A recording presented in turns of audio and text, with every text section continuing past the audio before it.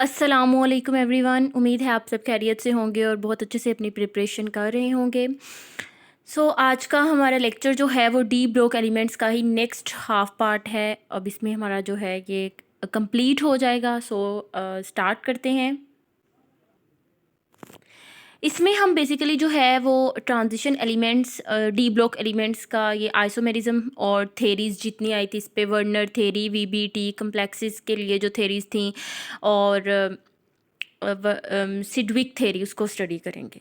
सबसे पहले हम देख लेते हैं आइसोमेरिज्म। आइसोमेरिज्म हमें पता है होता क्या है। Iso mean same, merism mean part, means उनके मोलिकुलर फार्मूलाज सेम होते हैं एंड स्ट्रक्चरल फार्मूलाज जो हैं वो डिफरेंट होते हैं। तो ठीक है, यहाँ पे उनकी टाइप्स हैं, आयोनाइजेशन आइसोमर्स हैं, हाइड्रेट आइसोमर्स हो सकते हैं कम्प्लेक्स के, और नेक्स्ट आगे भी हैं, वो हम देखते हैं।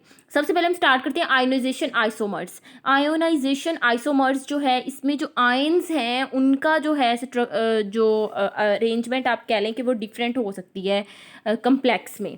सबसे पहले ये दो है हमारे पास, दोनों में मोलिकुलर फार्मूला सेम है, बट स्ट्रक्चरल फार्मूलाज अगर आप देखें तो यहाँ पे सल्फेट है एनाइन और ये सारा हमारे पास है केटाइन। ये कोऑर्डिनेशन स्फीयर है ना, जिसे हमने लास्ट लेक्चर में स्टडी किया। कोऑर्डिनेशन स्फीयर क्या होता है?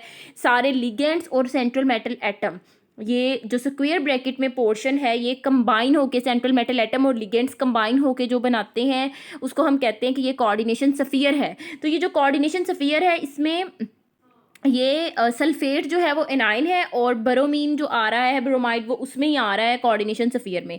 जबकि नेक्स्ट जो है उस स्ट्रक्चर में हम देखें तो यहाँ पे ब्रोमाइड जो है वो एनाइन है और बाकी सारा पोर्शन जो हमारे पास है केटाइन है। तो यहाँ पे सिर्फ ये इनकी आयोनाइजेशन, आयन की पोजीशन चेंज हुई है, बाकी मोलिकुलर फार्मूला सेम है। तो ये इस तरह के कम्प्लेक्सेस जो आयन में जो है डिफरेंट पोजीशन चेंज करें, उनकी चेंज हो पोजीशन, मोलिकुलर फार्मूला सेम हो, तो उनको आयोनाइजेशन आइसोमर्स में कैटेगराइज किया जाता है। अगर हमारे पास सल्फेट एनाइन है तो ये रेड वॉयलेट कलर का होगा और ब्रोमाइड है तो ये रेड कलर का होगा। अब यहाँ पे एक और लाइन लिखी गई है कि अगर हम ये कम्प्लेक्स है हमारे पास, इसको हम AgNO3 सिल्वर नाइट्रेट के साथ ट्रीट करवाएं, इसमें सिल्वर नाइट्रेट ऐड कर दें तो AgBr ये इसके प्रेसिपिटेट्स बन जाएंगे। इस केस में ऐसा नहीं होता, क्योंकि यहाँ पे ये बेसिकली AgNO3 हम ऐड करते हैं हेलाइड्स को आइडेंटिफाई करने के लिए कि अगर उनके प्रेसिपिटेट्स जो हैं वो बन गए हैं तो इसमें हेलाइड था, अदरवाइज नहीं था। तो ऊपर वाले में भी है हमारे पास, लेकिन उसमें हमने क्यों नहीं ऐड किया और क्यों नहीं बना? क्योंकि वहाँ पे जो हेलाइड है, वहाँ पे जो ब्रोमीन है वो कम्प्लेक्स के साथ बाउंडेड है, स्ट्रॉन्गली बाउंडेड है। यहाँ पे वो कम्प्लेक्स के साथ नहीं है, एक सेपरेट है अपना, इतना स्ट्रॉन्गली बाउंडेड नहीं है। तो यहाँ पे वो Ag ऐड करने पे इसके साथ प्रेसिपिटेट आउट होके AgBr देता है और इसमें हम ऐड कर लेते हैं और हमें प्रेसिपिटेट मिल जाते हैं, जबकि फर्स्ट केस में ऐसा नहीं होता। तो ये था कि AgNO3 को हम ऐड करके किसी भी हेलाइड में जो है वो देख सकते हैं, और यही जो है वो वर्नर की बेसिस थी जो हम नेक्स्ट अभी पढ़ेंगे। दूसरी हमारे पास आ जाती है हाइड्रेट आइसोमर्स। हाइड्रेट आइसोमर्स होते हैं, hydrate mean he water molecule है। डिफरेंट वाटर मॉलिक्यूल्स यहाँ पे लिगेंड्स होते हैं, जिसे हम देख लेते हैं कि फर्स्ट केस में हमारे पास ये कम्प्लेक्स कंपाउंड है, इसमें वाटर एक मॉलिक्यूल है वाटर का। नेक्स्ट में डार्क ग्रीन कलर का कम्प्लेक्स कंपाउंड है जिसमें दो हैं, और यहाँ पे हमारे पास लिगेंड जो है वो है, बट साथ जो है यूँ आप कह लें कि वाटर मॉलिक्यूल कोई भी नहीं है, और ये हमारे पास कम्प्लेक्स कंपाउंड क्या है हमारे पास? वॉयलेट है। तो इनका भी आप सबका देख लें तो मॉलिक्यूलर फार्मूला सेम है। यहाँ पे 5 मॉलिक्यूल लिगेंड के तौर पे एक्ट कर रहे हैं, एक बाहर है, टोटल 6 ही हैं। यहाँ पर 4 कर रहे हैं और 2 बाहर हैं, टोटल 6। यहाँ पे 6 के 6 ही लिगेंड्स हैं, मतलब स्ट्रक्चर डिफरेंट है, और डिफरेंस आ किस में रहा है? वाटर मॉलिक्यूल की पोजीशन में। तो ये हाइड्रेट आइसोमर्स कहलाएंगे। नेक्स्ट हमारे पास 2 टाइप्स और हैं, लिंकेज आइसोमेरिज्म और कोऑर्डिनेशन आइसोमर्स कह सकते हैं आइसोमेरिज्म। तो लिंकेज हमें नेम से शो हो रहा है कि जहाँ पे वो लिंक करेंगे, यानी उसकी कोई पोजीशन, उसमें डिफरेंस होगा। जैसे अब यहाँ पे हम देख लेते हैं 2 कम्प्लेक्स कंपाउंड्स हैं, तो ऊपर वाला जो है मोलिकुलर फार्मूला सेम है, ऊपर वाले में N पोजीशन से जो है वो अटैच हो रही है सेंट्रल मेटल एटम के साथ लिगेंड, नीचे वाले में वो O पोजीशन से अटैच हो रहा है, तो लिंक जो है वो डिफरेंट हो रहा है। तो दैट्स वाई इनको लिंकेज आइसोमर्स कह के उनमें कैटेगराइज किया जाता है। और इसमें अगर हम इनकी नेमिंग देख लें तो ये हमारे पास हमें पता है, हमने लिगेंड को पहले नेम देना है तो सारे लिगेंड हैं इसमें, लेकिन फिर हम अल्फ़ाबेटिकली देखेंगे तो एक हमारे पास अमाइन है और एक नाइट्रो है। ऑब्वियसली अमाइन पहले आ रहा है, तो पेंटा अमाइन नाइट्रो, और ये एन पोजीशन से हो रहा है लिंक्ड, तो एन कोबाल्ट आ जाएगा। और कोबाल्ट ही हमने लिखना है, कोबाल्टेट नहीं लिखना। ये बार बार रिपीट करती हूँ बात, क्योंकि 8 हमने तब लगाना है जब हमारा ये कोऑर्डिनेशन स्फीयर, ये पूरा कम्प्लेक्स आयन एनाइन हो। ठीक है, यहाँ पे ये केटाइन है तो हम कोबाल्ट ही लिख देंगे।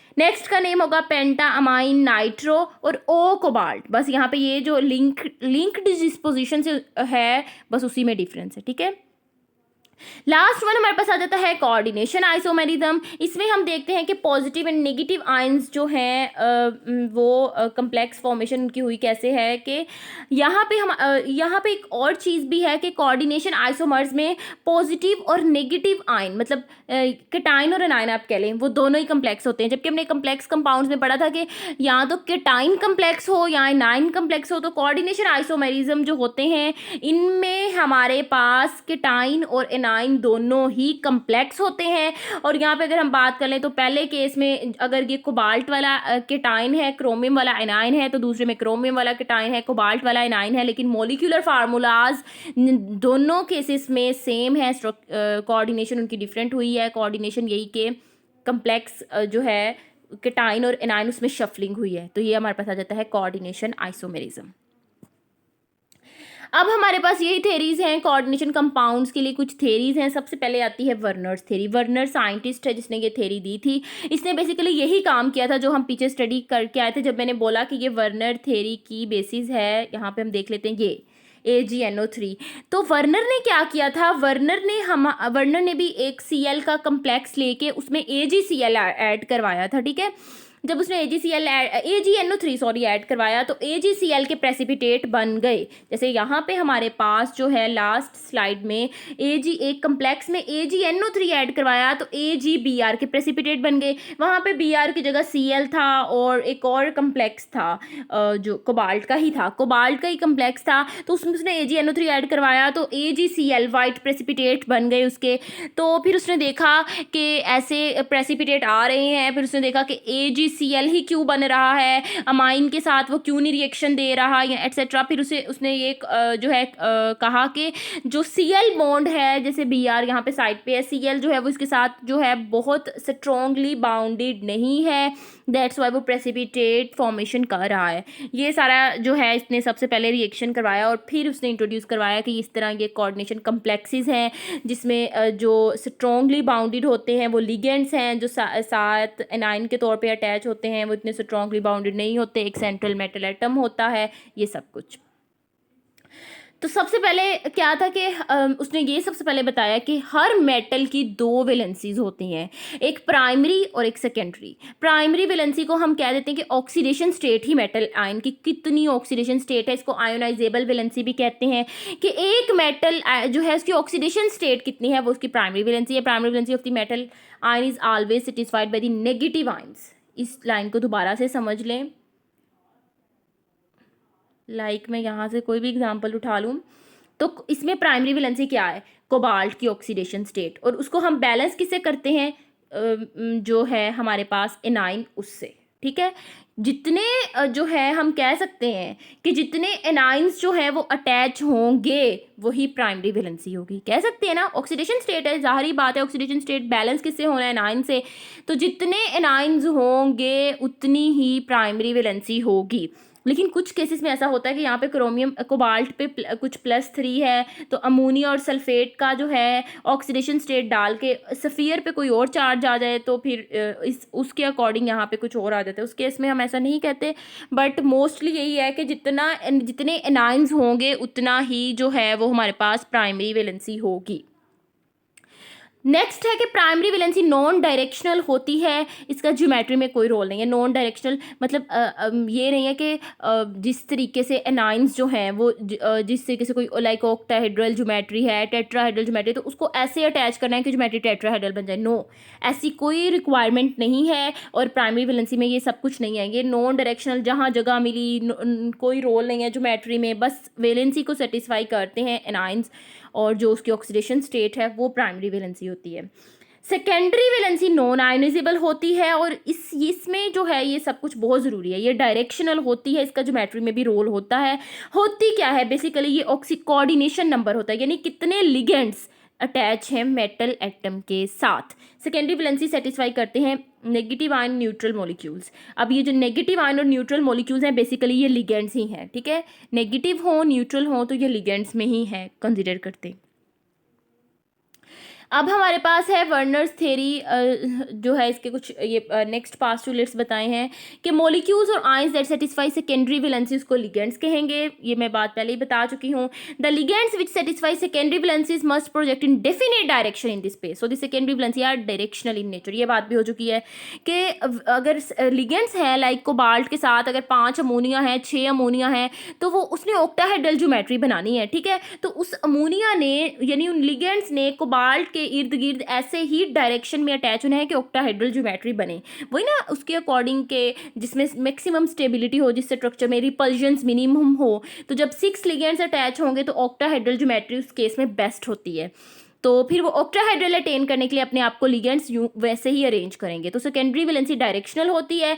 लिगेंड्स मोस्ट इंपॉर्टेंट है कि लिगेंड्स के पास अनशेयर्ड पेयर ऑफ इलेक्ट्रॉन्स होते हैं, अनशेयर्ड पेयर ऑफ इलेक्ट्रॉन्स होते हैं, और these unshared pair of electrons are denoted to central metal atom. फिर लिगेंड्स वही जो उसके पास लोन पेयर्स अनशेयर्ड पेयर होते हैं वो सेंट्रल मेटल एटम को डिनोट कर देता है, और इस तरीके से कोऑर्डिनेशन कंपाउंड्स बनते हैं।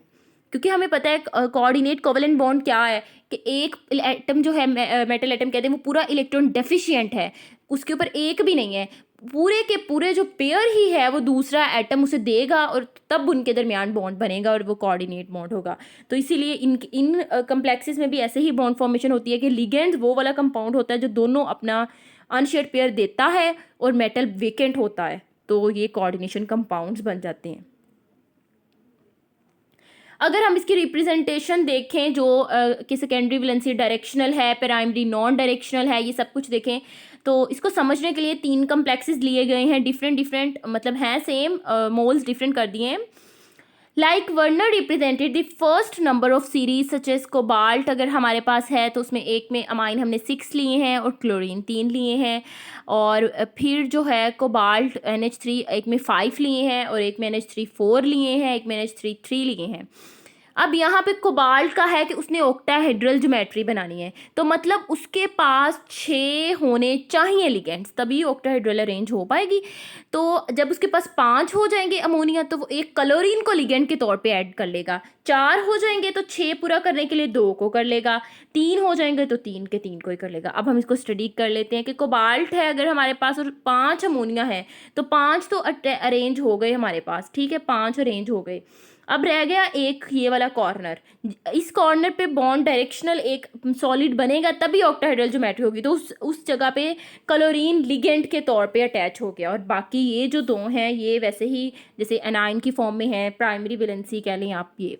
तो सेकेंडरी वैलेंसी इस केस में डायरेक्शनल है और वो 6 ही रहेगी, ठीक है, और प्राइमरी वैलेंसी वेरी करती रहेगी। यहाँ पे प्राइमरी वैलेंसी क्या हो जाएगी 2, और यहाँ पर अगर हम देखें तो 4 हैं, तो अब 2 जो क्लोरीन है वो अटैच होंगे, तो सेकेंडरी वैलेंसी फिर से 6 है, प्राइमरी वैलेंसी 1 हो जाएगी। और यहाँ पे भी जो है हमारे पास आप देख सकते हैं सेकेंडरी वैलेंसी डायरेक्शनल है, जो डॉटेड लाइन से शो की जा रही है वो बेसिकली प्राइमरी वैलेंसी है। इसी तरीके से जब 3 हो जाएंगे अमोनिया तो तीनों के तीनों क्लोरीन हमारे पास किस फॉर्म में आएंगे, सेकेंडरी जो है वैलेंसी को सेटिस्फाई करने के लिए आएंगे। आप कह सकते हैं कि ऑक्टाहेड्रल ज्योमेट्री बनानी है ना कोबाल्ट ने, तो उसके अकॉर्डिंग 6 बॉन्ड जो है अरेंज होंगे और क्लोरीन लिगेंड्स के तौर पे एक्ट करेंगे। इसमें प्राइमरी वैलेंसी डॉटेड लाइन से सेटिस्फाई की जा रही है, शो की जा रही है क्लोराइड आयन की, और सेकेंडरी जो है वो सॉलिड लाइन से अमोनिया की।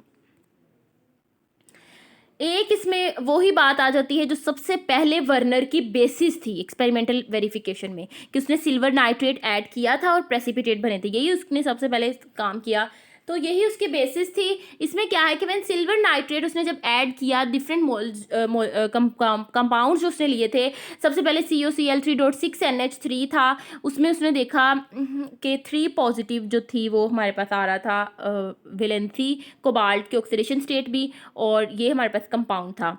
जब इसमें AgNO3 ऐड करवाया तो 3 क्लोरीन थे और तीनों के तीनों क्लोरीन जो है बाहर प्रेजेंट है, यानी कोई क्लोरीन ऐसा नहीं है जो स्ट्रॉन्गली बाउंडेड है, ठीक है। तो तीनों के तीनों क्लोरीन जो है वो 3AgCl की फॉर्म में प्रेसिपिटेट बना के प्रेसिपिटेट आउट हो गए।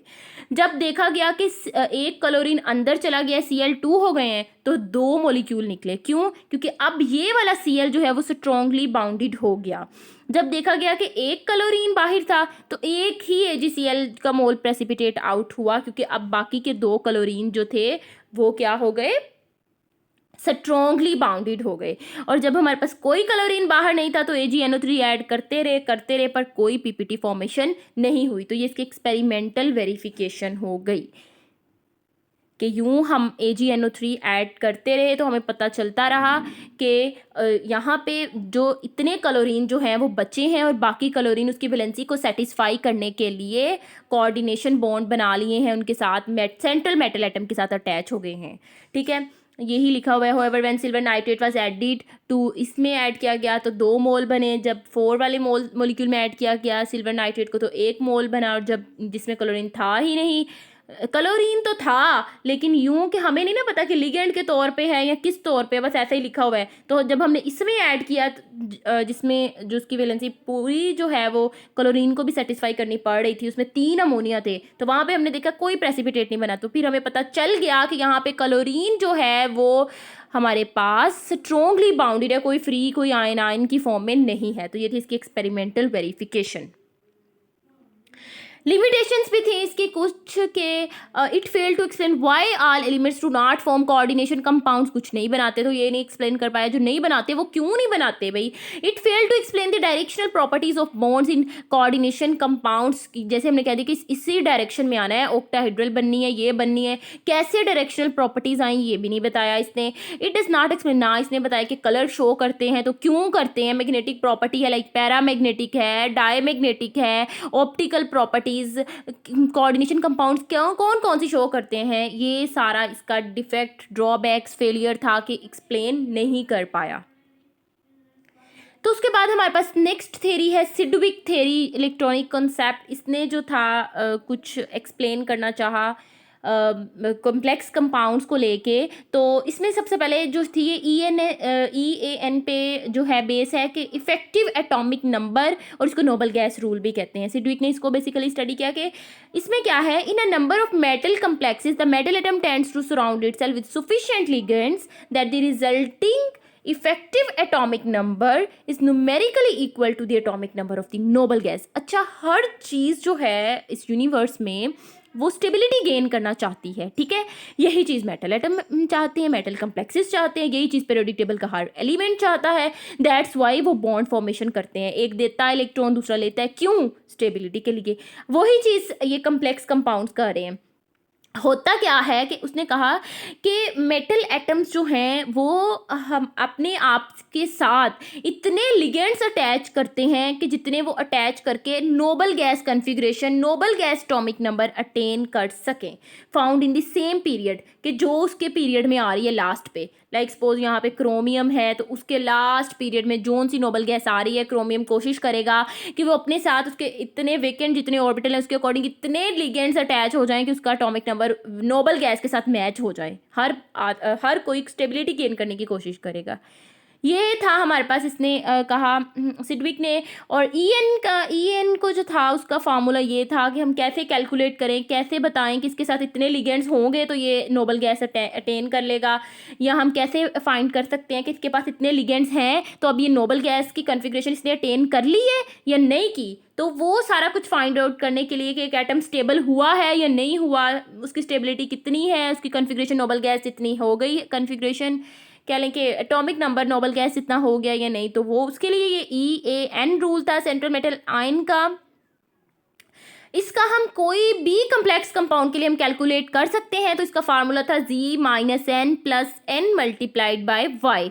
अब क्वेश्चन ये है, ये सारे क्या क्या चीज़ें हैं। तो Z हमारे पास एटॉमिक नंबर था सेंट्रल मेटल एटम का, जो सेंट्रल मेटल एटम जिस कम्प्लेक्स कंपाउंड में जो कोई भी है जिस कम्प्लेक्स कंपाउंड का हम निकालना चाह रहे हैं EN, ये देखना चाह रहे हैं कि उसकी कॉन्फ़िगरेशन नोबल गैस जितनी हो गई है या नोबल गैस जितना एटॉमिक नंबर हो गया है या नहीं, ठीक है। बार बार कॉन्फ़िगरेशन ही कह देती हूँ मैं। तो एटॉमिक नंबर उसका उतना है या नहीं। तो यहाँ पे फिर वही बात है कि ये जी उसका एटॉमिक नंबर होगा, एन जो होगी वो उसकी ऑक्सीडेशन स्टेट होगी सेंट्रल मेटल एटम की, और ये एन जो होगा ये एन मल्टीप्लाइड बाय वाई जो है, वाई जो लिगेंड्स जो हैं वो अटैच हैं, एन जो है हमारे पास एन मल्टीप्लाइड बाय वाई, ये बेसिकली हमारे पास कोऑर्डिनेशन नंबर होता है, ठीक है। मतलब कोऑर्डिनेशन नंबर है, मतलब कोऑर्डिनेशन नंबर क्या है, नंबर ऑफ लिगेंड्स जितने अटैच हैं, कोऑर्डिनेशन नंबर मल्टीप्लाइड बाय 2। आप लोग बाज़ जगहों पे ये देखोगे तो इससे कंफ्यूज नहीं होना, ये भी वही चीज़ है कि वाई कोऑर्डिनेशन नंबर हो गया, लिगेंड्स कितने अटैच हैं, एन हो गया number of electrons donated bye ligand. हमें पता है कि एक लिगेंड जो है वो 2 ही देगा, ज़ाहिरी बात है। तो कई जो है बुक्स, कई जो है आप जगहों पे देखेंगे 2 मल्टीप्लाइड बाय कोऑर्डिनेशन नंबर लिखा होगा, ठीक है। तो ये वही चीज़ है, एन जो है 2 है और वाई कोऑर्डिनेशन नंबर है। अब हम एक एग्जांपल सॉल्व कर लेते हैं जिससे आपको मजीद क्लियर हो जाएगा। हमारे पास ये कम्प्लेक्स है, इसका ई एन हम फाइंड करना चाह रहे हैं। सबसे पहले कोबाल्ट का आपको एटॉमिक नंबर पता होना चाहिए, जो हमें चाहिए 27 हो गया, अच्छा ये पता चल गया। उसके बाद कोबाल्ट की ऑक्सीडेशन स्टेट आपको पता होनी चाहिए, जो पता चल गई कि +3 है, +3 है। कम्प्लेक्स पे भी कोबाल्ट की भी इतनी है क्योंकि अमाइन की 0 होती है, ठीक है। अब हमारे पास हमें क्या क्या चाहिए था, हम देखते हैं। हमें एटॉमिक नंबर चाहिए था, ऑक्सीडेशन स्टेट चाहिए थी। अब हम लिगेंड देख लेते हैं, कोऑर्डिनेशन नंबर देख लेते हैं। लिगेंड्स हमारे पास 6 हैं और हर लिगेंड कितने डोनेट कर रहा है, 2। तो ये हमारे पास हो गए। और ये जो है आपने एटॉमिक नंबर जो लिया है वो उन्होंने वैसे ही कर दिया यहाँ पे 27-3 अलग अलग। अगर हम उसको फार्मूला में भी पुट करें ऐसे ही, तो 27 जो है वो इसका एटॉमिक नंबर है, एन जो है वो कोबाल्ट के केस में 3 है, ये एन 2 है, और वाई हमारे पास 6 है। इसको आप फार्मूला में पुट करके सॉल्व कर लीजिएगा, आपका 36 आ जाएगा, जो कि क्रिप्टॉन जो है उसका एटॉमिक नंबर है। तो मीन ये स्टेबल है, ठीक है। तो उन्होंने ये सेपरेट सेपरेट कर दिया। इसी तरीके से आपके लिए कुछ और एग्जांपल्स हैं, इनको प्रैक्टिस के लिए आप ज़रूर देखिएगा। जैसे हमारे पास पहली है पैलेडियम, इसका 46 एटॉमिक नंबर है, यहाँ पे 4 पॉजिटिव इसकी ऑक्सीडेशन स्टेट है, तो 46 - 4 आ गया। लिगेंड 7 अटैच है और 2 हर डोनेट कर रहा है इलेक्ट्रॉन पेयर, तो 2 मल्टीप्लाइड बाय 2 करना है, तो हमारे पास ये आ जाएगी 54, जो कि जियोन की है हमारे पास कन्फिग्रेशन एटॉमिक नंबर। इसी तरीके से आप बाकी सारे भी प्रैक्टिस के तौर पे करके देखिएगा। अब नेक्स्ट थ्योरी हमारे पास आ जाती है कोऑर्डिनेशन कंपाउंड्स की, जो है हमारे पास वीबीटी, वैलेंस बॉन्ड थ्योरी।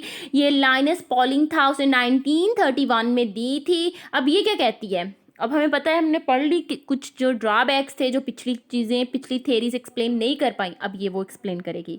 ये कह रही है कि बॉन्डिंग जो है मेटल में और लिगेंड्स में वो प्योरली कोवेलेंट है, और ये फॉर्म कैसे बॉन्ड फॉर्मेशन होती है, ओवरलैपिंग होती है लिगेंड के फील्ड ऑर्बिटल्स की और मेटल के वेकेंट ऑर्बिटल्स की। जैसे होता है, हम देखते हैं कि वैकेंट है तो दोनों के दोनों ऑर्बिटल्स इधर से ही आ रहे हैं, यही बात हम बार बार किए जा रहे हैं पीछे।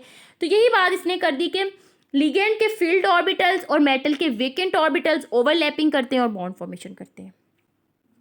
ये अब इसके मजीद फीचर्स थी। Number of vacant orbitals equal to the coordination number of the metal ion. ये आपको एग्जांपल से मजीद समझ आएगा कि ऑर्बिटल्स जो वेकेंट है किसी भी मेटल में जितने वेकेंट ऑर्बिटल्स हैं वो जितने उसके साथ लिगेंड्स अटैच हैं उसी के इक्वल होंगे। मतलब ज़्यादा हो सकते हैं बट उसी के अकॉर्डिंग उसकी ज्योमेट्री होगी, उतने ही लिगेंड्स जो हैं जितने लिगेंड्स होंगे उतने ही एम्प्टी ऑर्बिटल्स होंगे, क्योंकि हर लिगेंड ने इलेक्ट्रॉन पेयर डोनेट करना है। पूरे का पूरा पेयर किसकी तरफ से आना है, लिगेंड की तरफ से, ठीक है। तो जितने एम्प्टी ऑर्बिटल होंगे, एक एम्प्टी ऑर्बिटल है तो एक ही लिगेंड होना चाहिए। एम्प्टी ऑर्बिटल चाहे कितने भी हो, लिगेंड अगर एक है तो वो एक एम्प्टी ऑर्बिटल को ही प्रोवाइड करेगा अपने दोनों इलेक्ट्रॉन्स। इसी तरीके से अगर नेक्स्ट है हमारे पास दूसरा लिगेंड है तो हमारे पास 2 एम्प्टी ऑर्बिटल होंगे, तो दोनों लिगेंड जो हैं वो 2 एम्प्टी ऑर्बिटल को प्रोवाइड कर देंगे। 3 होंगे, 3 को ऐसे, जितने नंबर ऑफ लिगेंड्स होंगे उतने नंबर ऑफ वेकेंट ऑर्बिटल्स होंगे। वेकेंट ऑर्बिटल्स जो हैं एस हो सकते हैं, पी, डी, एफ, ये हाइब्रिडाइज हो जाते हैं। पहले डिफरेंट एनर्जी होती है ना, हाइब्रिडाइज हो के नंबर ऑफ हाइब्रिड ऑर्बिटल्स बना लेते हैं, और सेम एनर्जी वाले डी ऑर्बिटल्स में भी n-1 डी और एन डी, sp3 d2 और D2sp3, मतलब ये जो हैं डी ऑर्बिटल्स वो डिफरेंट टाइप के हो सकते हैं। अब हमारे पास नेक्स्ट जो है वो ये है कि each ligand has at least one orbital containing lone pair. ज़ाहिर ही बात है, अगर लिगेंड के पास कुछ अपना एक भी लोन पेयर नहीं होगा तो वो क्या डोनेट करेगा, तो लिगेंड वो होना चाहिए जिसके पास एटलीस्ट ऐसा जिसके पास एक लोन पेयर तो हो। वेकेंट और hybrid orbitals filled with ligand to form coordinate, वही वेकेंट जो है ऑर्बिटल वो लिगेंड के फील्ड ऑर्बिटल के साथ ओवरलैपिंग करके कोऑर्डिनेट बॉन्ड फॉर्मेशन करेगा। Coordinate bond is stronger, bond उतना ही स्ट्रॉन्ग होगा जितनी ओवरलैपिंग ज़्यादा होगी। Vacant orbital of the metal or ion undergoes suitable hybridization to yield a set of equivalent orbitals of definite geometry। अब vacant orbitals जो हैं वो एक hybridization proper suitable जो होगी वो लेंगे और definite geometry attain करेंगे। जैसे यहाँ पे बात हुई D2sp3 हो सकती है, sp3d2 हो सकती है, sp3 हो सकती है, dsp3 dsp2, मतलब डिफरेंट टाइप की हो सकती है। अब ये डिपेंड करता है कि उसने कौन सी अटेन करनी है। हमारे पास जो है सबसे पहले अगर हम इसी की बात कर लेते हैं कि ज्योमेट्रीज जो हैं वो कौन कितनी कितनी तरह की हो सकती हैं। तो ये कुछ ज्योमेट्रीज आपको दिखाई गई कि अगर कोऑर्डिनेशन नंबर 4 हो, मेटल के साथ 4 लिगेंड्स अटैच हैं, तो हाइब्रिडाइजेशन sp3 भी हो सकती है और dsp2 भी हो सकती है। sp3 होगी तो ज्योमेट्री टेट्राहेड्रल होगी, dsp2 होगी तो ज्योमेट्री स्क्वायर प्लेनर होगी। इसी तरीके से अगर कोऑर्डिनेशन नंबर हमारे पास 5 है तो इसमें हाइब्रिडाइजेशन जो है वो हमारे पास sp3d होगी और जो ज्योमेट्री है हमारे पास वो ट्राइगोनल बाइपिरामिडल होगी। और अगर हमारे पास ऐसा है कि कोऑर्डिनेशन नंबर 6 है, 6 लिगेंड्स अटैच हैं, तो हाइब्रिडाइजेशन sp3d2 हो सकती है या d2sp3 हो सकती है और यहाँ पे ज्योमेट्री हमारे पास ऑक्टाहेड्रल होगी। तो आपको वो जो कोऑर्डिनेशन नंबर्स जो लिगेंड्स हैं कितने अटैच हैं वो आपको जब ये ज्योमेट्रीज याद हो जाएंगे कि कौन कौन सी हो सकती है तो आपके लिए थोड़ा इजी हो जाएगा। तो अब हम एग्जांपल स्टडी करते हैं कि लेट्स सपोज हमारे पास कम्प्लेक्स है क्रोमियम का, ये जो शो करवाया गया है। तो यहाँ पे जो है क्रोमियम का जो है अगर कॉन्फ़िगरेशन सारी करें तो डी में 5 रह जाते हैं और 4s में 1, और अगर हम +3 निकाल दें यहाँ से 3 तो यहाँ पे 3 रह जाते हैं। यहाँ पे लिगेंड्स कितने हैं? 6, मीन 6 एम्प्टी ऑर्बिटल्स होने चाहिए। ठीक है, तो हमने 6 एम्प्टी ऑर्बिटल्स कर दिए हैं, 3 और ये 3 6 हो गए। अब इन्होंने आपस में जो है पहले कंबाइन होके एक सेम एनर्जी वाले ऑर्बिटल्स बना लेने हैं, फिर लिगेंड्स ने पूरे का पूरा पेयर जो है उन एम्प्टी ऑर्बिटल्स को दे देना है। ठीक है, तो हमारे पास कम्प्लेक्स फॉर्मेशन हो जानी है। अब बात आ गई बाकी ज्योमेट्री एटसेट्रा। तो यहाँ पे 2 D इन्वॉल्व है, 1 S इन्वॉल्व है, 3 P इन्वॉल्व है, तो हम D2sp3 लिखेंगे। ठीक है, अब जैसे ही हम इधर को मूव करते जाएंगे यानी 4p के बाद अगर 4d जो है वो भी इन्वॉल्व हो तो वो हमारे पास आउटर ऑर्बिटल्स कहलाएंगे, ये वाले हमारे पास इनर कहलाएंगे। तो अगर d पहले वाले d ऑर्बिटल्स इन्वॉल्व हों, मोस्टली ये ऑक्टाहेड्रल के केस में ही होता है, मतलब जब 6 लिगेंड्स अटैच होते हैं, तो अगर पहले वाले डी इन्वॉल्व हों तो हम उनको कहते हैं कि ये इनर ऑर्बिटल कम्प्लेक्स है। और अगर आउटर, अगर ऐसा हो कि ये वाले सारे फिल हों और फिर हमें लिगेंड 6 ही हो तो फिर हमें बाहर से orbital D orbital outer orbital शामिल करने पड़ते हैं अपने लिगेंड्स को जो है उसको स्पेस देने के लिए और कम्प्लेक्स बनाने के लिए, तो वो आउटर ऑर्बिटल कम्प्लेक्स हो जाता है। तो यहाँ पे ये बताया कि इनर ऑर्बिटल कम्प्लेक्स है क्योंकि इनर डी इसमें इन्वॉल्व है, अनपेयर्ड इलेक्ट्रॉन है जिसकी वजह से ये पैरामैग्नेटिक है और ज्योमेट्री ऑक्टाहेड्रल है। अब हमें जो चीज़ उन थेरीज ने एक्सप्लेन नहीं की थी अब ये कर ही है, और ये कलर कम्प्लेक्स होगा। याद रखें कि अनपेयर्ड जिसमें इलेक्ट्रॉन होंगे वो कलर्ड ही है, ठीक है, और अनपेयर्ड होंगे तो पैरामैग्नेटिक है। कलर भी इसने बता दिया, मैग्नेटिक प्रॉपर्टी भी इसने बता दी, ज्योमेट्री भी इसने बता दी, इनर आउटर भी बता दिया। नेक्स्ट एक और एग्जांपल अगर स्टडी कर लें कोबाल्ट की, तो इसमें भी कोबाल्ट का पहले हमने एटॉमिक नंबर जो है करके उसकी कॉन्फ़िगरेशन की, तो ये इसकी कॉन्फ़िगरेशन थी, लास्ट 3d और 4s में कंप्लीट हो रही थी।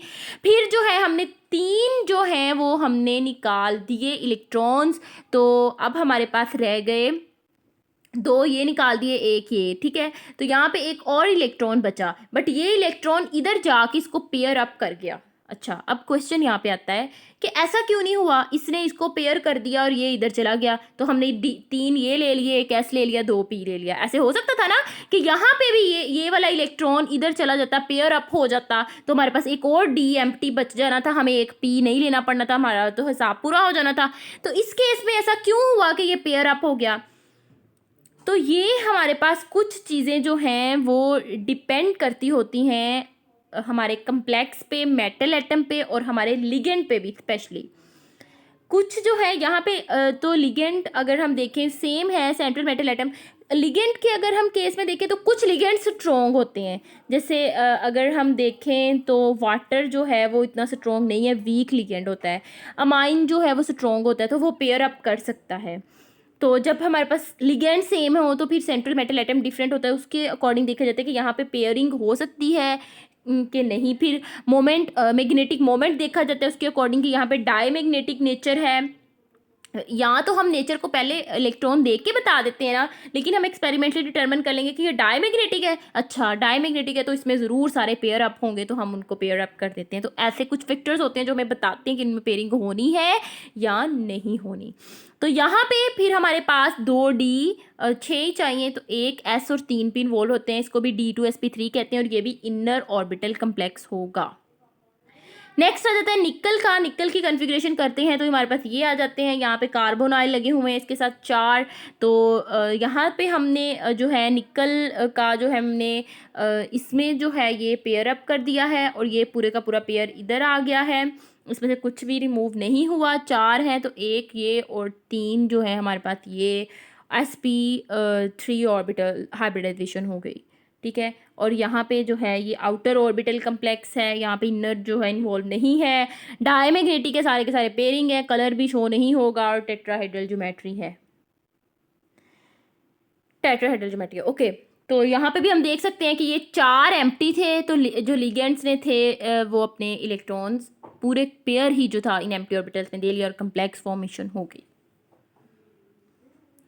ये था आपका सारी थेरीज और ट्रांजिशन एलिमेंट्स के रिलेटेड, और कुछ एग्जांपल्स जिनको एग्जांपल्स दी गई थी आपको अच्छे तरीके से अंडरस्टैंडिंग के लिए। होप्स आपको एग्जांपल्स दे के जो समझाया गया है वो बहुत अच्छे से समझ आ गया होगा। और आप नेक्स्ट अब हम न्यू टॉपिक जो है वो स्टार्ट करेंगे। तब तक के लिए अल्लाह हाफिज़।